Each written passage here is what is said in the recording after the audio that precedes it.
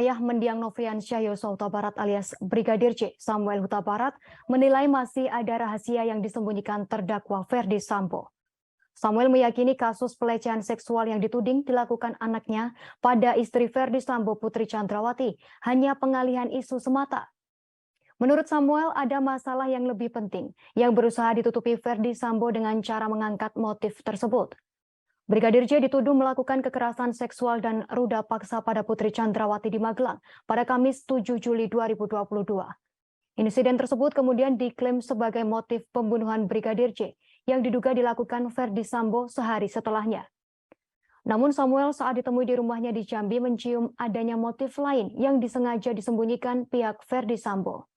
Bahkan ia menilai kasus ruda paksa yang digaungkan sengaja diangkat untuk menutupi kasus besar lainnya. Samuel meragukan terjadinya tindak pelecehan seksual tersebut lantaran tak ada bukti visum dari Putri Chandrawati. Sebelumnya pengacara keluarga Brigadir J Kamarudin Simanjuntak sempat membeberkan dugaan motif pembunuhan Brigadir J. Kamarudin mengaku telah melakukan investigasi pribadi untuk mengungkap kasus yang awalnya diskenario oleh mantan Kadif Propam Polri tersebut.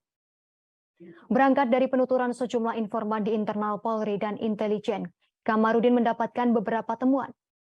Antara lain dugaan alasan pembunuhan Brigadir J yang melibatkan Ferdi Sambo. Menurut Kamarudin, Brigadir J dihabisi lantaran mengetahui bisnis gelap yang dilakukan petinggi Polri.